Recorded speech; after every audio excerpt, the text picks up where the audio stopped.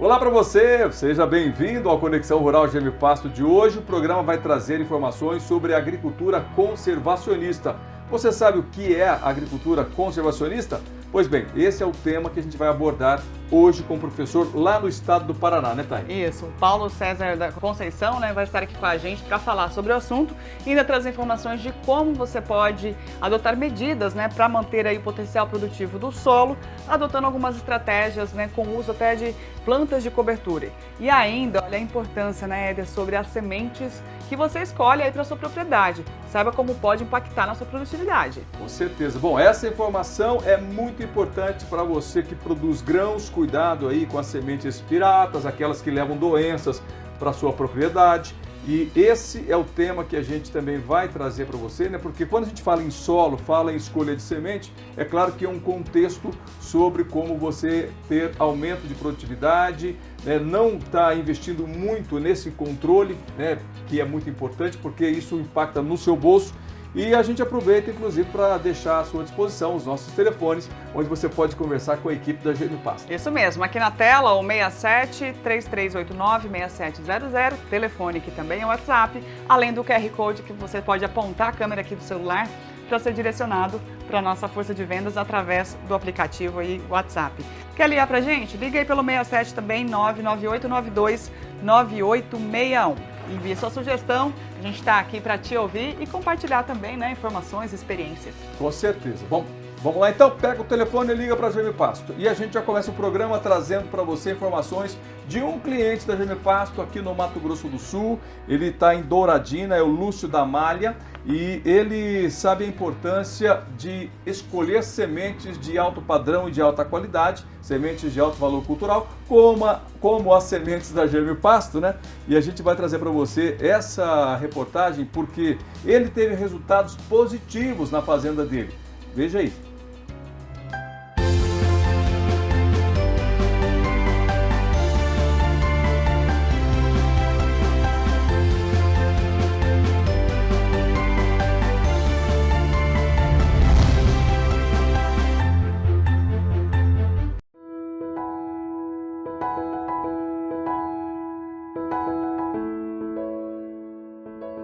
Meus avós eram produtores rurais, Eram agricultores, viviam do campo. E eles foram para a cidade, meu pai, minha mãe, e eu voltei. Formei técnico agrícola justamente para voltar a ser agricultor.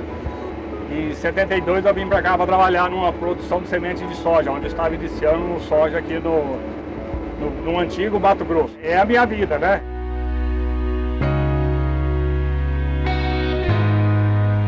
É onde eu tenho todo o meu sustento tirado da agricultura. Eu não seria viver de outra maneira, O produtor rural, ele se ajoelha só em duas situações: para cultivar o solo e para agradecer a Deus.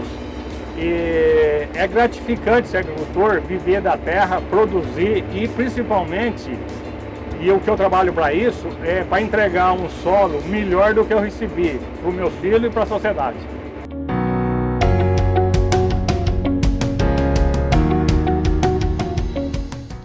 Aqui nós estamos no município de Douradina, onde eu tive o contato verdadeiro na agricultura, onde comecei a entrar no caminho da agricultura moderna, O plantio direto é uma coisa que praticamente viabilizou o cerrado brasileiro, que é um exemplo para o mundo.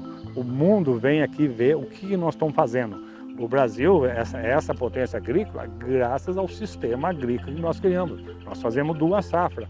Quando você instala um sistema de irrigação, não vou falar que podemos ir para uma 3ª safra, mas podemos para 2 safras e meia. Você vai ter, porque por uma questão de logística, essas coisas, Hoje nós estamos na era do conhecimento. Não é quem tem terra, não é quem tem indústria, é quem tem conhecimento. E o conhecimento a gente não adquire sozinho. Então, eu sempre falo que o produtor rural bem-sucedido é uma ilha cercada de especialistas de todo lado. O primeiro experimento meu trabalho foi com semente de valor de 40%, sem tecnologia nenhuma, Não ficou bom. Eu joguei com uns 2 ou 3 anos, eu joguei com aquele espalhador. E fica uma porcaria. Não tem outro. Ficava uma faixa braquiar demais, outra sem braquiar. Quem quer fazer consórcio, esquece isso. Não põe que é roubado. Semente é o começo de tudo. Você não pode abrir mão de qualidade. Por isso nós usamos germipasto.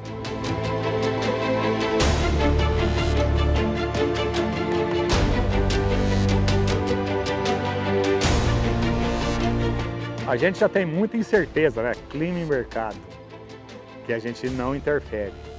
Vamos utilizar a tecnologia para amenizar, né? Então, eu preciso ter uma empresa que produza semente no padrão da minha agricultura. A gente quer colocar tudo o que está de melhor, porque eu quero os melhores resultados. E com a braquiária, com a semente braquiária, não vai ser diferente. Se eu quero ser exigente comigo mesmo, com as máquinas que eu estou usando, com o sistema, com a minha logística, eu tenho que colocar uma semente de qualidade. É onde a gente procura a germipasto, né?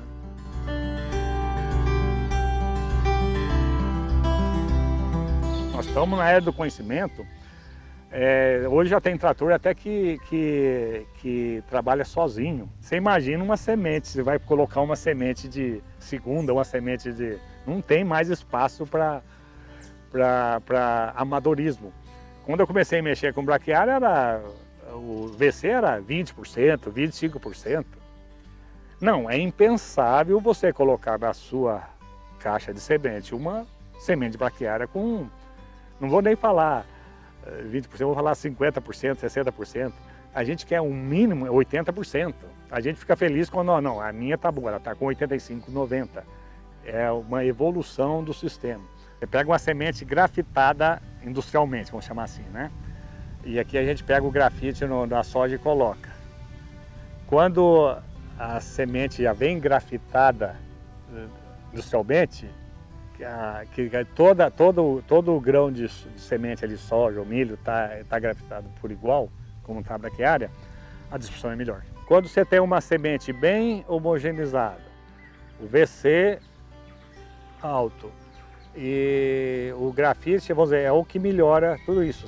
Melhora a fluidez para um material que já é bom. Ou seja, você consegue ter um fluxo na máquina constante. Então você vai ter menos variação no que está jogando por hectare.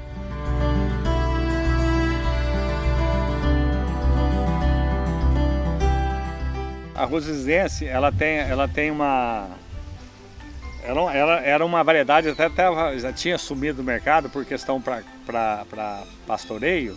Ela não é muito tolerante a pisoteio e a cigarrinho.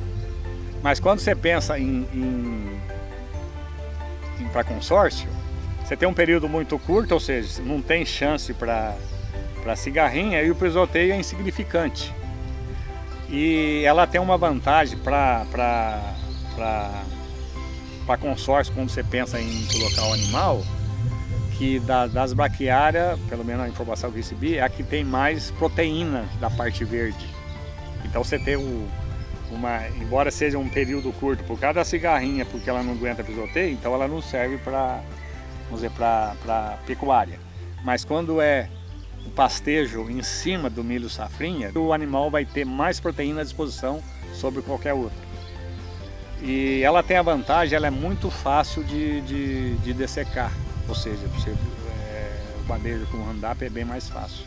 Para o produtor que não tem estrutura ou que está entrando, não precisa pensar duas vezes, tem que ser a rosizense. Eu, como produtor, a gente se torna uma ilha cercada de tecnologia por todos os lados, né? De empresa, de profissionais que dão suporte. A gente é altamente produtivo, é importante, lógico, mas porque nós temos todo um suporte que nos garante isso.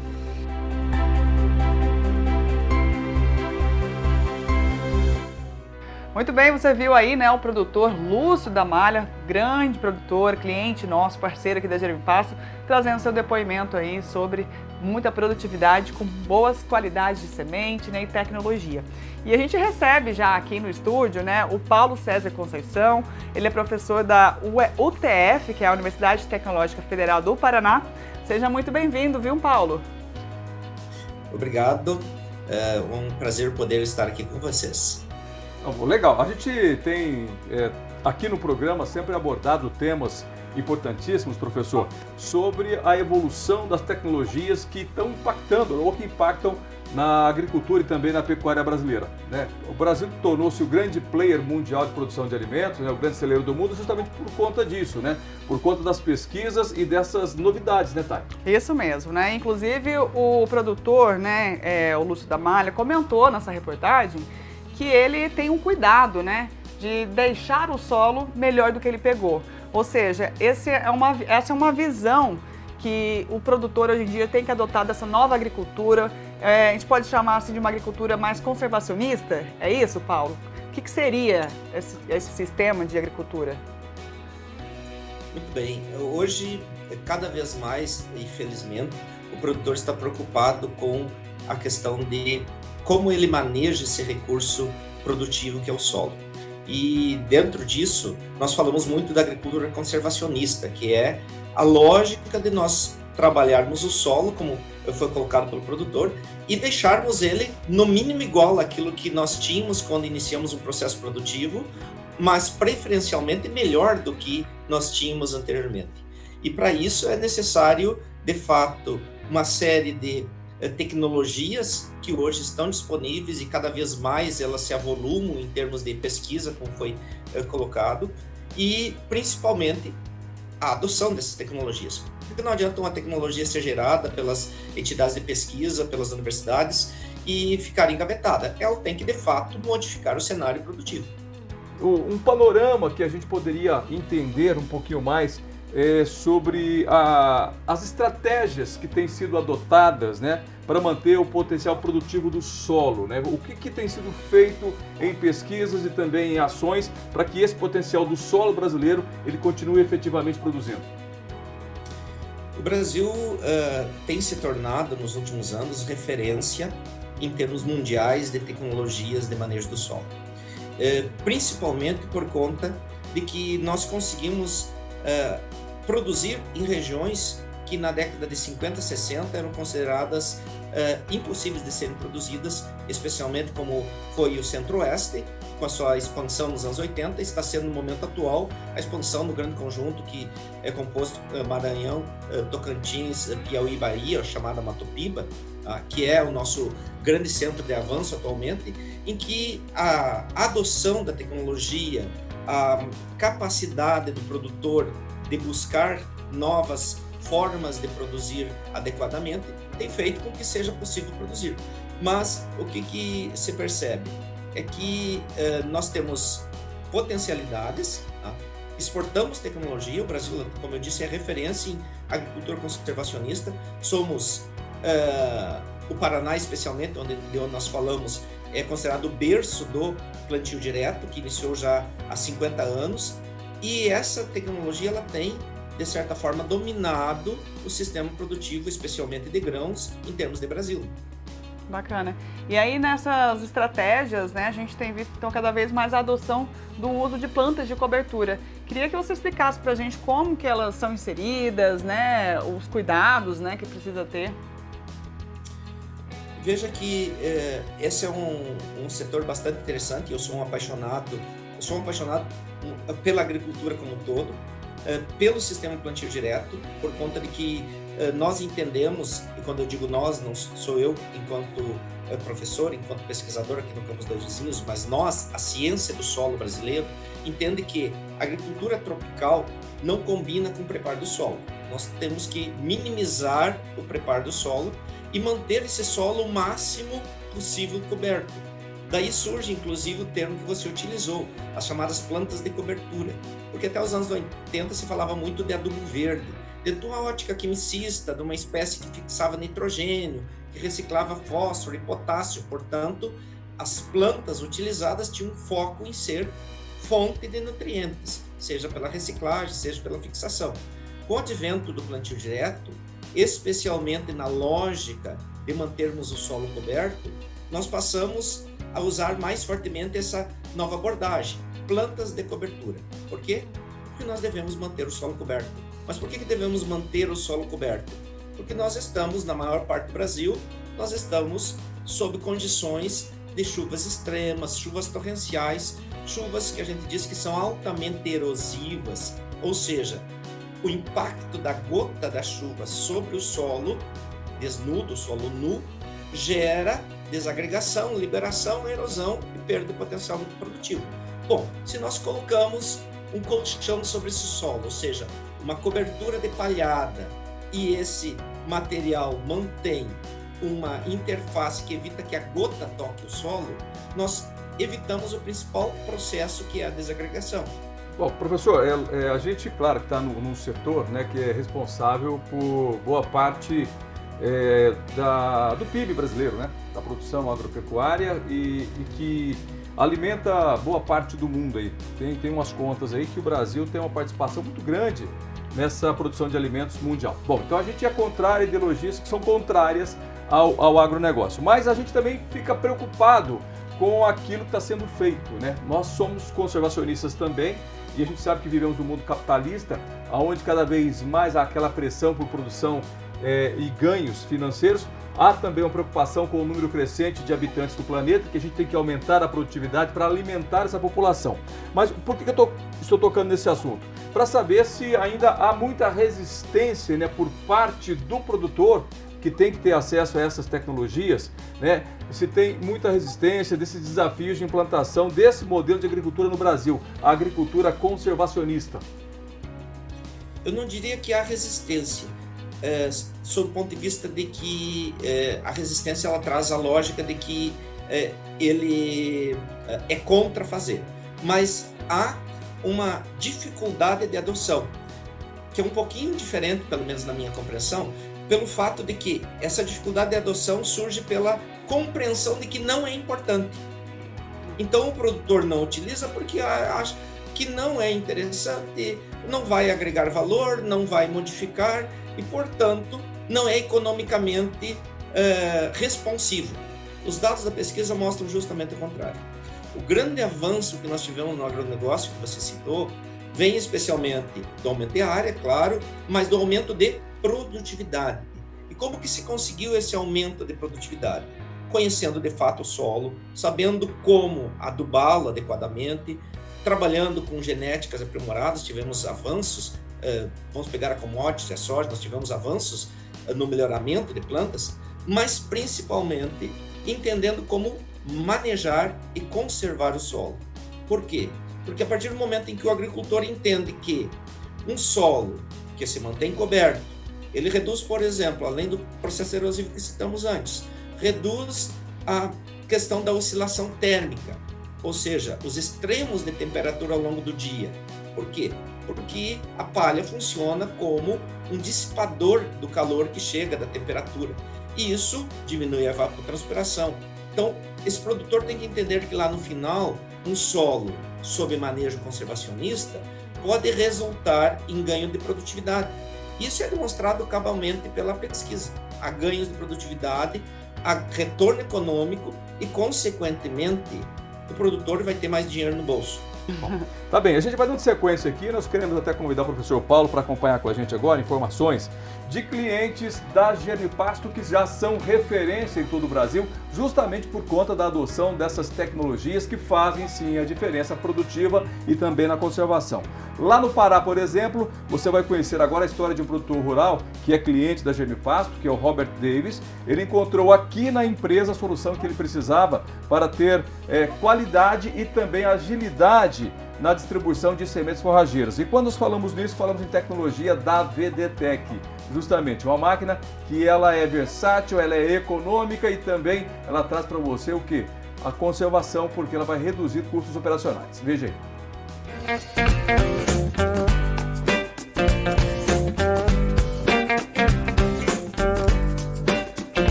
O meu nome é Robert Davis. Nós estamos aqui no norte do Brasil, perto de Dom Eliseu do Pará. Fica a 60 km de Dom Eliseu. Estamos aqui na Fazenda Lael.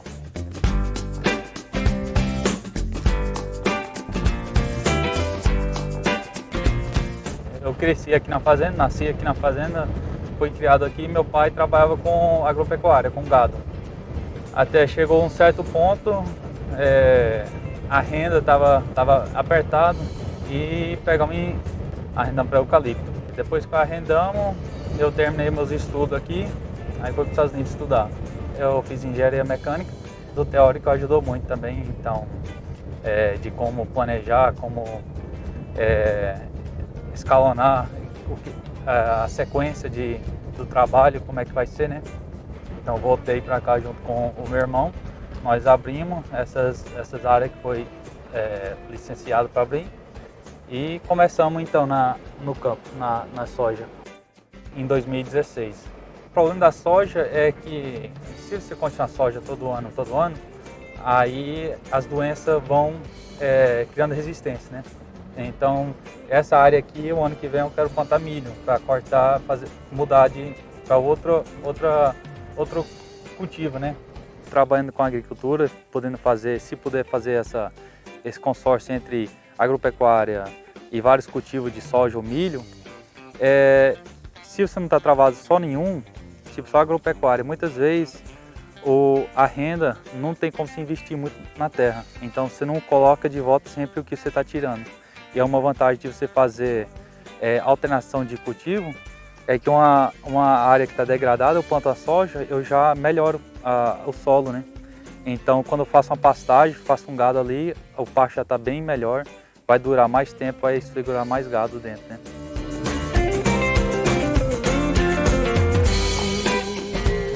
Tem sido um desafio para nós todo ano, aprender o manejo. Muitas coisas teve que mudar, a população que é recomendada, muitas vezes em outras regiões, não dá certo aqui.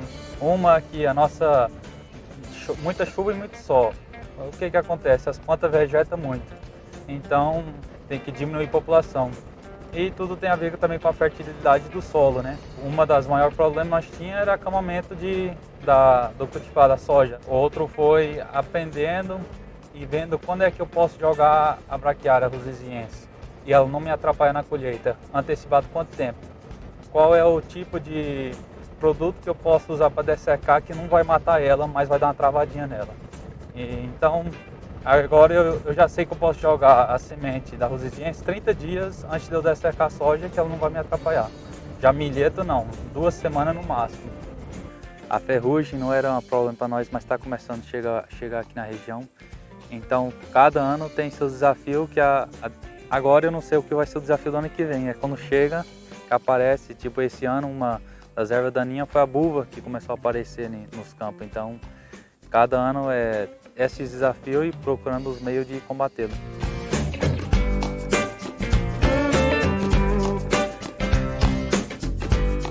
Um vizinho falou que ele comprava semente da Germipasso, que eu comprei semente Tamani, um híbrido, para mim fazer pastagem para carneiro e caprino. E eu vi que a semente era muito boa, os animais gostaram muito desse híbrido. E o ano passado eu comprei Decumbens e daí esse ano rosiziense. E aí o pessoal da Germipasso passou aqui, conversei com eles e me indicaram a maquininha da Germipasso para jogar a semente, que eu relatei os problemas que eu estava tendo com a minha anterior. E então fiz negócio, comprei uma e fiz o teste e gostei muito da máquina, da durabilidade dela, de pêndulo, né? A vantagem dela é regula ela uma vez, ela está regulada. As outras, por talhão, tem que fazer o levantamento de quantos quilos foi ali, ou quantos hectares foi feito agora, quantos quilos caiu. Então, o de pêndulo não fica mudando a queda de semente, a quantidade, a taxa por hectare. E ela não teve problema de entupimento do pêndulo, né? Que é o mais importante para mim, é que não só que eu jogo a mesma quantidade por hectare, mas que ela seja distribuído corretamente, né? Para cobrir toda a superfície do solo. Até agora é o melhor que eu tenho usado e tenho visto no mercado.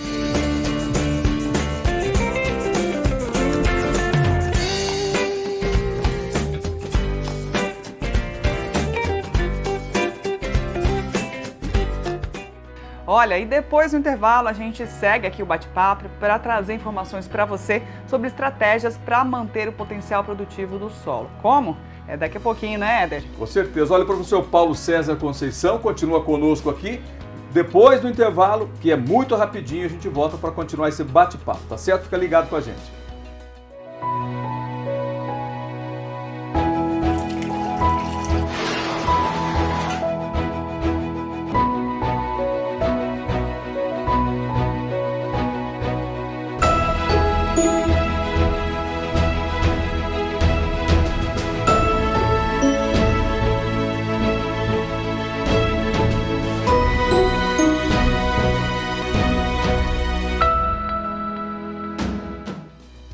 Muito bem, estamos de volta aqui com o Conexão Rural. E olha, para acompanhar os avanços, né, da agricultura e se manter aí competitiva no mercado, a família Brauner, daqui de Bandeirantes, do Mato Grosso do Sul, adotou muita tecnologia e com o suporte de quem? Da Jeremy Pasto. O Renato Brauner conta pra gente, né, o que ele tem feito por lá para ter uma lavoura mais produtiva e eficiente, utilizando sementes de alta produtividade e também a semeadora elétrica VDTEC.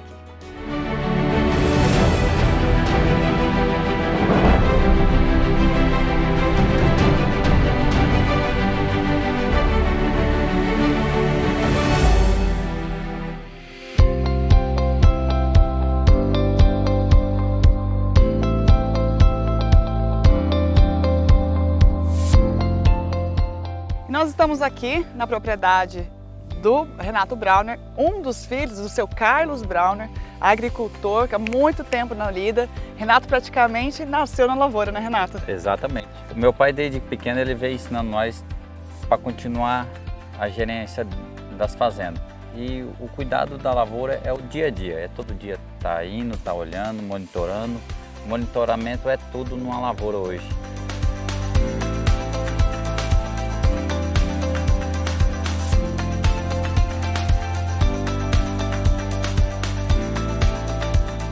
Seu pai veio para Mato Grosso do Sul na década de 80 e naquela época não tinha tanta tecnologia como hoje, né? Não, na época que ele veio, a tecnologia era mínima, trator, era tudo. Como funcionava? Tinha um trator no CBT, uma colhedeirinha que colhia metade, ia ter que ir sacando na hora, então era tudo bem pequenininho, familiar também, que ele veio ele com meus tios lá do Rio Grande do Sul para cá. Então era muito sofrido, eles sofriam muito. E aí quando foi que a tecnologia começou a entrar nos processos da família? O que vocês resolveram que era preciso investir? Em que momento que isso aconteceu? Em 2012, nós vimos que estava dando um salto à agricultura e nós tínhamos que acompanhar para não desembarcar. Aí foi na hora que nós começamos a investir. Primeiramente, sempre o investimento nosso foi plantadeira e pulverizador. Aí nós entramos com a parte de pulverização, investindo em pulverizador tecnologia, com autopropelido, parando de ter os pulverizadores de arrasto. Aí foi tecnologiando tudo, vamos falar assim, veio a parte de desligamento, veio a parte de piloto automático e veio a parte das braquiárias também, que foi uma tecnologia que veio para ajudar nós, que a semente é o começo de tudo na agricultura. Na parte da agricultura, a semente é o começo de tudo. Se uma semente bem ruim, a gente planta, vai ficar tudo ruim, vai ficar feio, vai ficar tudo ruim. Vai ter o Se retorno. vem uma semente boa, vira uma plantação bonita.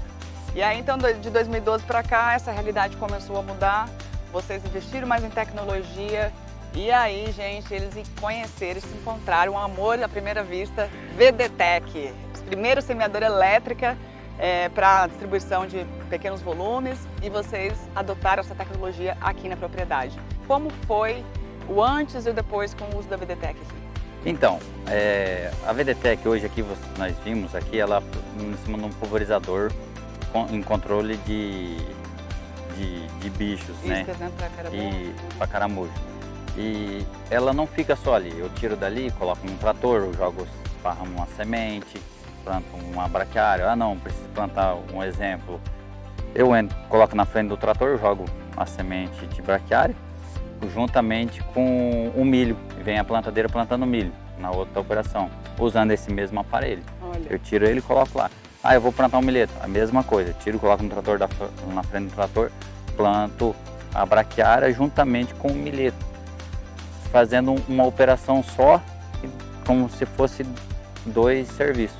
Ela, depois que nós conhecemos a VDTEC, a operação nossa, como vocês viram hoje, nós tínhamos duas operações. Primeiro tinha que aplicar o veneno, depois tinha que vir com outra máquina, que acabava um pouco mais de soja, que era mais um prejuízo, fazendo essa segunda operação. Hoje não, nós fizemos uma operação só, as duas aplicações, economizando tempo e dinheiro. O dinheiro está por conta do combustível, né, de tudo, né? Do outro equipamento que teria andando, o amassamento da soja, que conta muito para nós. Então, tudo isso veio a pesar que a VDTEC foi, como você falou, o amor à primeira vez. Bacana. E essa ideia de trazer toda essa tecnologia veio da gurizada, de vocês mais novos? Ou seu pai já estava mais conectado e cedeu um pouco mais? Na verdade, veio de mim. Eu, como você falou antes, eu achei na internet, achei um aparelho legal e fui atrás. Aí, em parceria com a Sosal, a gente chama a VDTEC, que veio para somar. Diminuir operações e mecanizar melhor a lavoura, né? Por isso que a gente fala, ela é versátil, prática e econômica. Então, se você quer conhecer um pouquinho mais sobre a semeadora VDTEC, a gente deixa aqui o site disponível da Germpasto, germpasto.br, e tem um site da VDTEC, vdtec.com.br.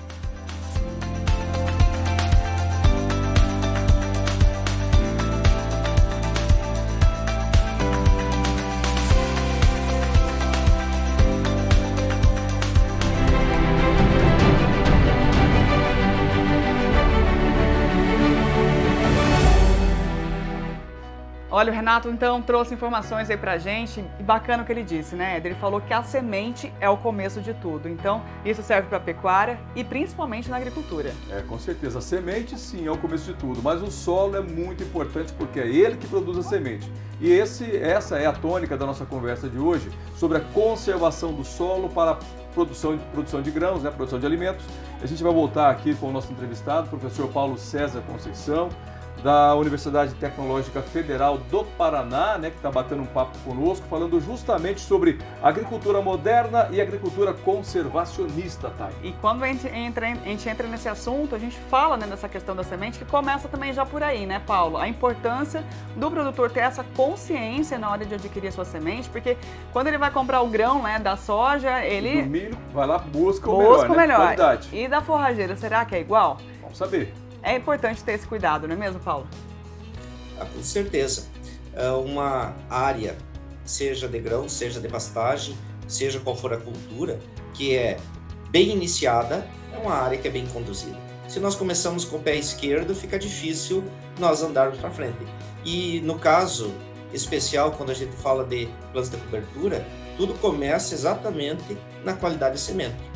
Não adianta nós fazermos a aquisição de uma semente que lá no final ela não vai entregar, sob o ponto de vista de valor cultural, ou seja, a capacidade efetiva de plantas germinadas a campo, não vai entregar aquilo que nós esperamos. E mais do que isso, se o material genético não tem um potencial de qualidade, ou seja, não foi uma forrageira selecionada adaptada para as nossas condições tropicais, para aquela região onde ela está sendo cultivada, nós não vamos ter um bom desenvolvimento, seja de uma área de cobertura do solo, seja de uma área para um pasto forrageiro.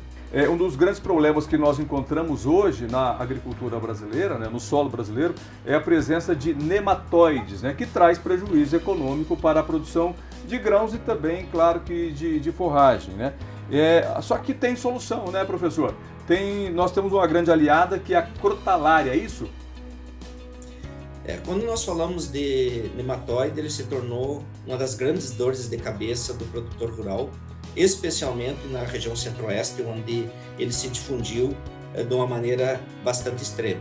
E quando nós falamos de nematóides, nós estamos falando de um conjunto bastante grande de nematóides, mas dentre as plantas de cobertura, nós temos um conjunto de espécies que são as crotalárias, que possuem uma capacidade de reduzir o inóculo, a quantidade de patógenos iniciais, até um nível que não nos ocasione dano.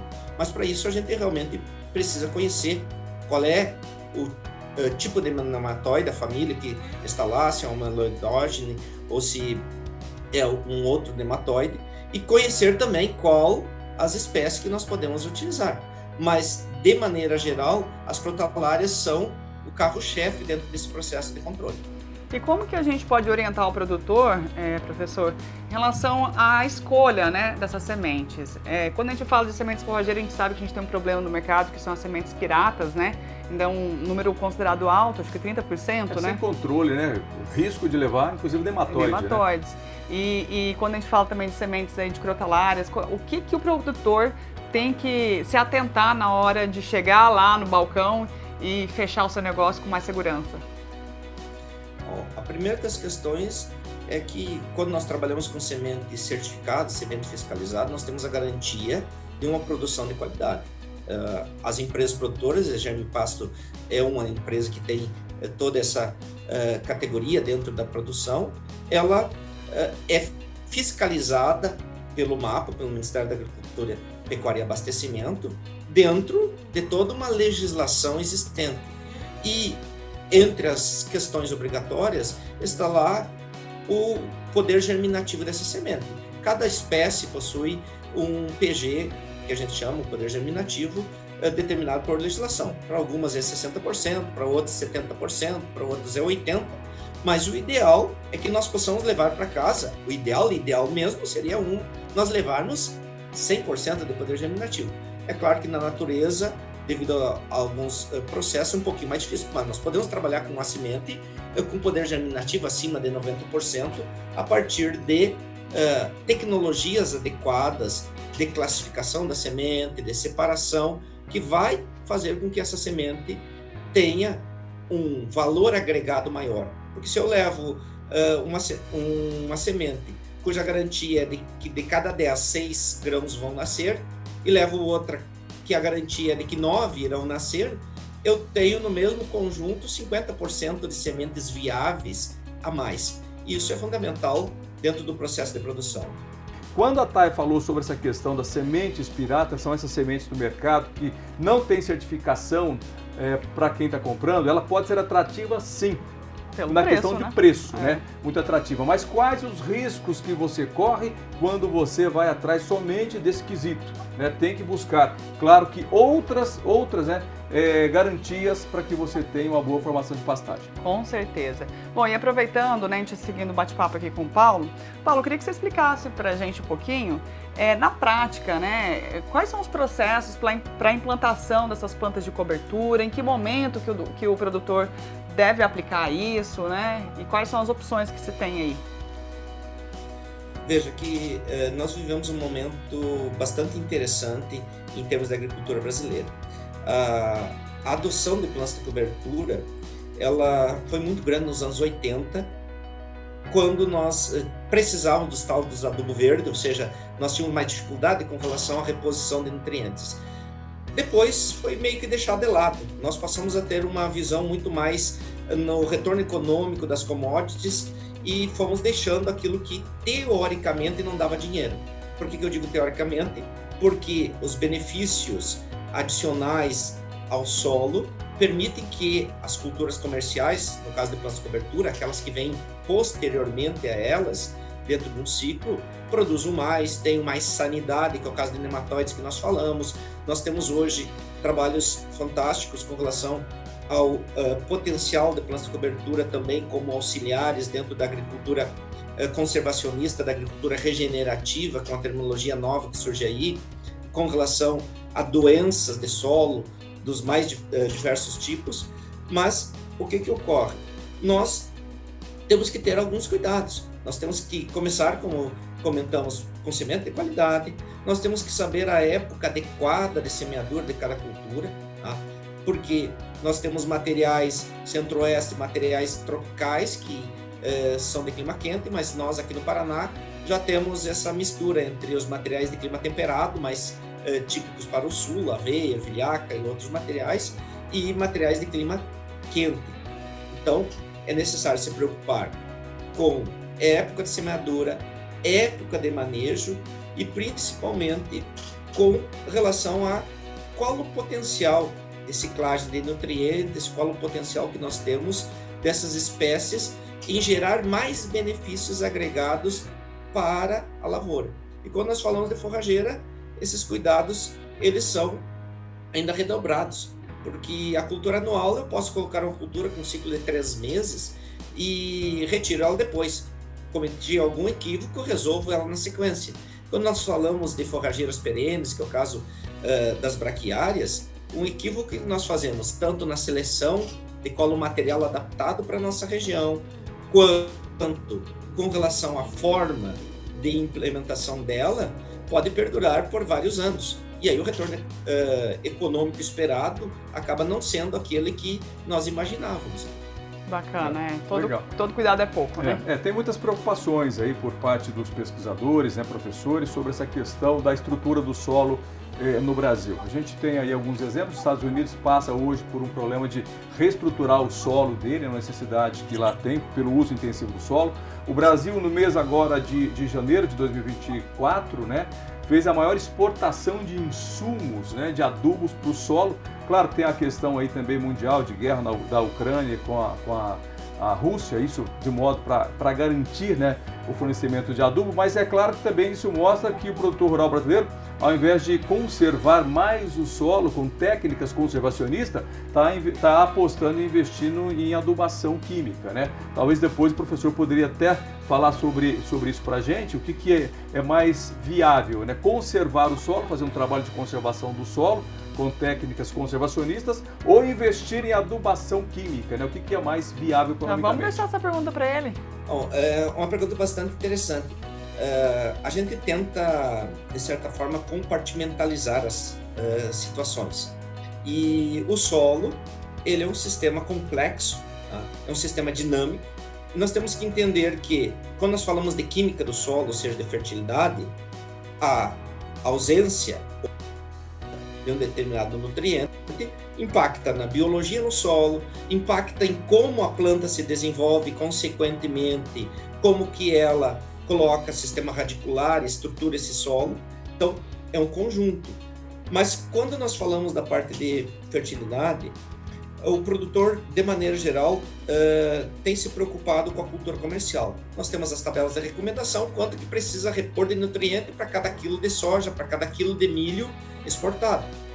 Mas, quando nós fazemos a adubação, em muitas situações, nós acumulamos, aumentamos a fertilidade do solo, e esses nutrientes, eles podem ser reciclados. Como que ocorre um processo eficiente de reciclagem? Colocando espécies que têm uma capacidade de buscar esses nutrientes em camadas mais profundas, especialmente aqueles que têm um pouco mais de mobilidade, como é o caso do potássio, do nitrogênio, que se movem no perfil do solo. Uma cultura que tem um sistema radicular mais agressivo, que a gente diz, ou seja, se desenvolve mais profundamente, ele vai buscar esse nutriente em profundidade.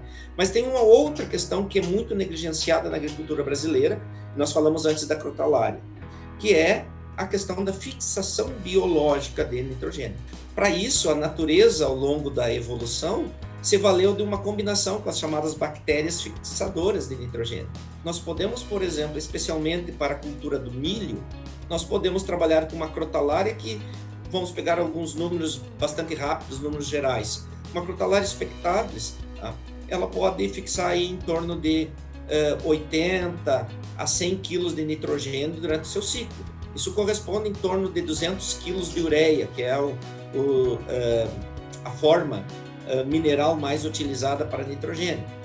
Uma crotalária júncia, que é muito comum no centro-oeste, nós estamos falando de capacidade de fixação devido a produzir mais biomassa num ciclo um pouco mais longo, aí em torno de 180, 200 quilos de nitrogênio, ou seja, meia tonelada de ureia. Quanto que custa meia tonelada de ureia que essa planta retira da atmosfera através de uma associação biológica, coloca ao solo e pode ser utilizada pela planta subsequente? É um cálculo bastante simples. Então, às vezes, o produtor diz assim, mas eu não vou usar planta de cobertura porque a semente é muito cara. Ela não me dá retorno. Dá.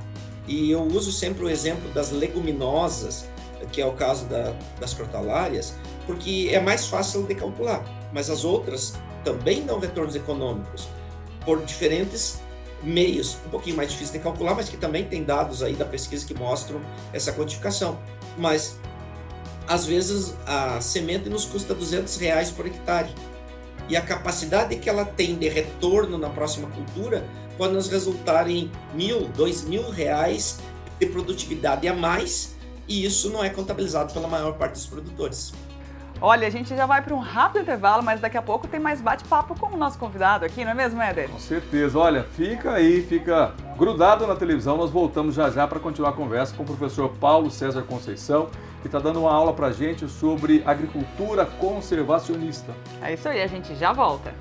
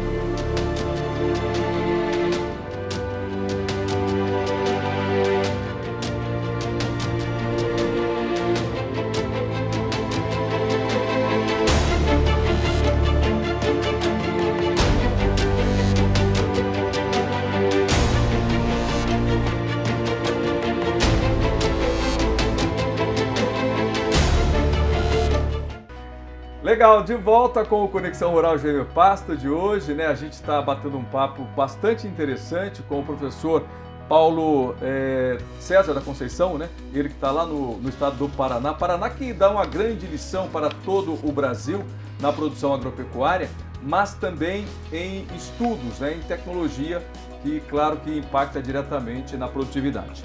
Falando nisso, a gente vai agora falar sobre integração lavoura-pecuária, que é uma alternativa viável para inúmeras propriedades por todo o Brasil. Essa integração ela é justamente fantástica porque o produtor consegue aumentar sua lucratividade e também conservar o solo. Uma delas é a Fazenda Mirim, localizada em Santa Maria das Barreiras, lá no Pará. Confere com a gente aí. 4 anos atrás eu era mais ou menos desse padrão aqui, a fazenda inteira. E com o tempo a gente foi fazendo um trabalho de integração lavoura-pecuária. Antigamente, quando mexia só com a pecuária, você não tinha a questão da lavoura. Então, o custo para você fazer uma formação de pastagem é muito elevado.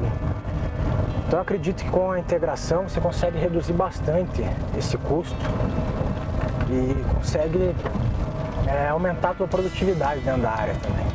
A gente tinha um índice de prenhez na fazenda de 50% a 60%, com as áreas degradadas. Hoje a gente obtém aí o índice de prenhez com a lavoura e a pecuária, a gente obteve índice de prenhez aí de até 93%. Então a gente fala no crescimento aí de 35% a 40%, né? Só no que a agricultura tem acrescentado hoje na nossa pecuária. Acredito eu hoje que tem chegado e chegou para ficar. Vejo eu como uma forma de recuperação das propriedades degradadas do Pará. Não vejo hoje outra alternativa a não ser fazer esse consórcio, a estar juntando a pecuária com a agricultura.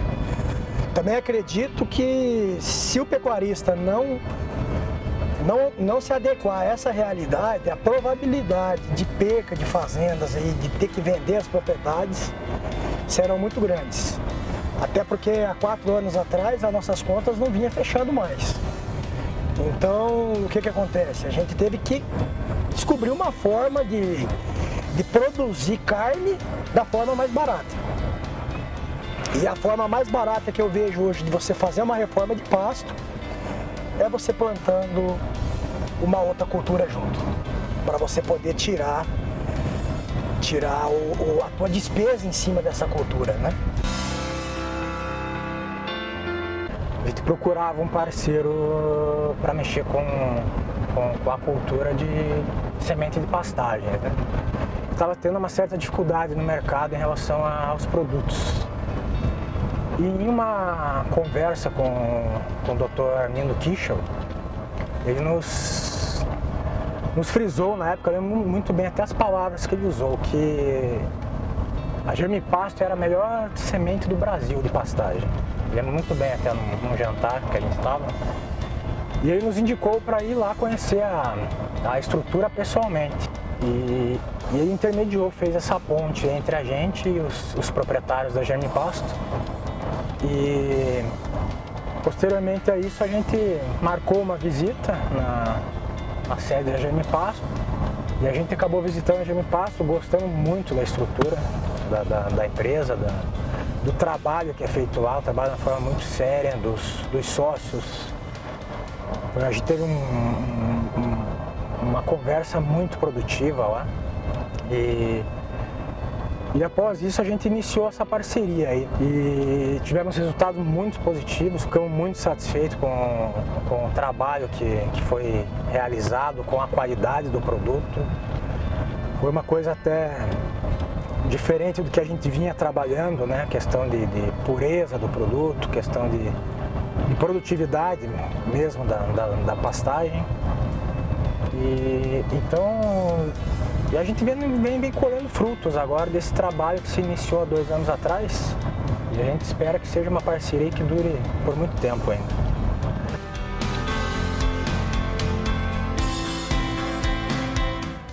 Olha, mais um grande exemplo que a gente viu aí a Fazenda Mirim, né, falando de rentabilidade, de como a integração lavoura-pecuária aumentou a produtividade deles lá, tanto, né, na agricultura como na arroba. Eu acho que esse é o caminho, não é, Éder? Com certeza, né? É uma tecnologia que impactou e vem impactando muito na agropecuária brasileira. Produtores que antes só tinham um sistema produtivo, hoje conseguem ter 2, e isso, claro, que impacta também economicamente na propriedade. Mas tem outras coisas que impactam também, como, por exemplo, áreas que já estão trabalhando há um tempo e áreas que são mais novas, recentes, né? Inclusive, a gente deixa já a pergunta aqui para o nosso convidado, Paulo, falando dessas estratégias que os produtores têm que adotar. Tanto aquele que já está aí mais de 5 anos, trabalhando aquele solo, como aquele que está fazendo a abertura de novas áreas, né? Quais são essas estratégias? O que eles têm que fazer? Como que eles trabalham a diferença? O produtor que já tem uma área num certo estágio de degradação, já vem utilizando, ele, de certa forma, ele tem um desafio maior do que o produtor que está entrando agora numa nova área. O produtor que entra numa nova área, se ele tem acesso à tecnologia, ele vai fazer um processo adequado, vai fazer a correção de solo, vai fazer as devidas intervenções que são necessárias e já vai começar com o pé direito. Esse produtor que vem de uma área degradada, ou seja, de uma área já em dificuldade, em algum momento da sua história passada, ele teve problemas. E agora ele tem que primeiro convencer-se que ele tem um problema, para depois ele atacar o problema.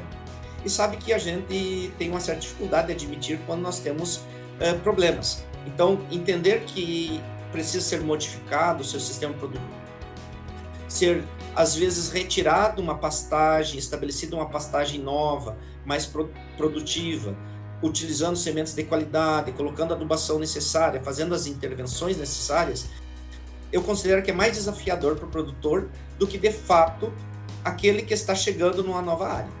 Olha só, viu? Então é importante deixar a vaidade de lado, reconhecer que às vezes precisa de ajuda, né? É verdade, olha, e é para isso que esses profissionais se formaram, para ajudar o produtor rural a melhorar, a entender, na verdade, nessas necessidades. E aí a gente vê a importância, né, professor, de buscar a informação com profissionais capacitados, né? Aqueles que conhecem efetivamente, que pesquisaram, que estudaram para isso, né? Exatamente. E aí é importante nós entendermos que nós temos, na agricultura, nós temos diferentes áreas de atuação. Mas quando nós vamos buscar informações com relação a plantas de cobertura, nós precisamos buscar quem conhece de fato, tá? Quem trabalha com isso, trabalha no setor de produção. E eu falo isso com uma certa qualidade sob o ponto de vista de quem trabalha na pós-graduação. Estamos aí há 15 anos orientando dissertações de mestrado, tese de doutorado com foco nessa temática, tá?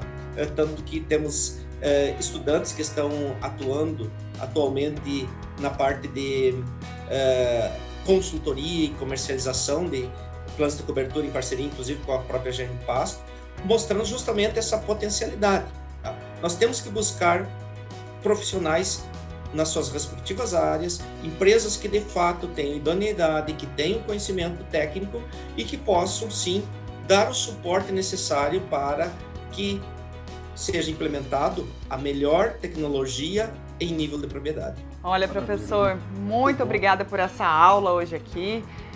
Mais uma vez agradecemos a sua disponibilidade, né? Nossa entrevista online. Lembrando para você que está acompanhando a gente que a entrevista na íntegra vai tudo lá para o nosso podcast no Spotify GM Pasto. Com certeza. Professor, muito obrigado, viu? A gente fica muito feliz quando temos a oportunidade de conversar com pesquisadores, professores que incansavelmente fazem, né, esse trabalho entregando gratuitamente. Não é só para o produtor rural, não, é para a sociedade brasileira e mundial. A gente pode dizer isso porque o que o Brasil produz aqui impacta no mundo todo, né, Thay? Com certeza. E a gente lembra que a GM Pasto está aqui não só para vender semente e semeadora VDTEC, mas para informar ajudar, você. Né, produtor. Obrigada, professor. Eu agradeço pela oportunidade, especialmente agradeço a GM Pasto pela possibilidade de estar conversando com vocês, a capacidade de vocês enquanto repórteres de conduzir. É muito bacana quando nós temos pessoas competentíssimas que conhecem do agro, sabem o que estão fazendo, e isso é o que faz o agronegócio brasileiro estar pujante, estar crescendo e a agricultura brasileira ser, de fato, referência em nível mundial. Obrigada, agradecemos os elogios aqui. Isso, o nosso compromisso é igual, viu? Transferir para o produtor rural essas informações de maneira gratuita. Obrigado, professor. Obrigada, professor. Obrigado. Tchau. E a gente vai agora para o país vizinho aqui, né? O Paraguai. Paraguai é uma região onde a agricultura vem crescendo bastante, né? Ali tem uma predominância muito grande. Nós vamos conhecer o agricultor, o Ivan Andrade, que nos recebeu lá na estância JS, localizada em Guadalupe. E ele conheceu a semeadora VDTEC através da Agrofértil, que é representante da GM Pasto lá na região, e utiliza o sistema Santa Fé, né, que é o consórcio da braquiária com o milho para o aumento da produtividade e, claro, que a VDTEC.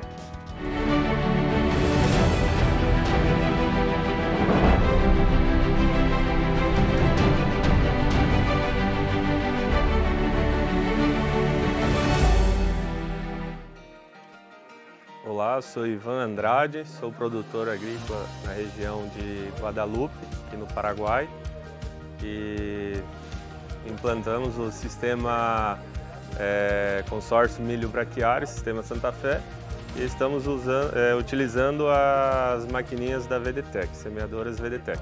Estive num dia de campo que a empresa Agrofértil fez na sede deles em Fortuna, e ali que eu conheci a máquina VDTEC. Então, é uma máquina muito simples, né, de trabalhar, de manejar, regular, e a qualidade de aplicação dela é muito boa, né? Muito padrão. A gente adaptou ela na frente do trator, né, no cabeçalho do trator, e conforme ia jogando a semente de braquiária, ia jogando a braquiária, a gente ia plantando atrás o milho, né? Então foi adaptado na frente do trator. A vantagem da máquina, né, é uma máquina simples de trabalhar, e ela tem uma distribuição muito padrão, né, muito parelha. Então não altera quantidade de semente, não altera vazão, né? Ela trabalha com uma taxa bem padrão. Então eu recomendo o uso da máquina, né? Se for fazer o consórcio, eu recomendo a VDTEC como eu tinha T80, né? Então recomendo os produtores hoje a experimentar um pouco do sistema, né? Experimentar, provar, ver que é muito bom, funciona super bem, tem uma excelente cobertura e é recomendado.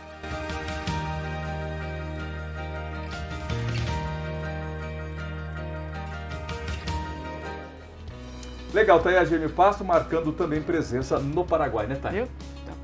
Ultrapassando fronteiras, como dizem, né? Com certeza, né? E além do Paraguai, outros países da América do Sul e da América Central, a GM Pasto manda ou envia suas sementes. Olha, então a gente já vai ficando por aqui. Espero que você tenha gostado do programa de hoje, né? Esse bate-papo muito bacana que estivemos aqui com o Paulo, né? Com certeza, professor Paulo Conceição, lá da Universidade Tecnológica Federal do Paraná. Bom, a gente volta no próximo programa, mas sempre reforçando que estamos presentes em mídias sociais, né? Praticamente todas as mídias sociais, YouTube, Facebook, LinkedIn. Tem o nosso podcast também, né, Thay? Isso mesmo. Essa entrevista, inclusive, vai estar lá para você poder ver e rever quando quiser. Legal. Um abraço para você, viu? Tchau, tchau.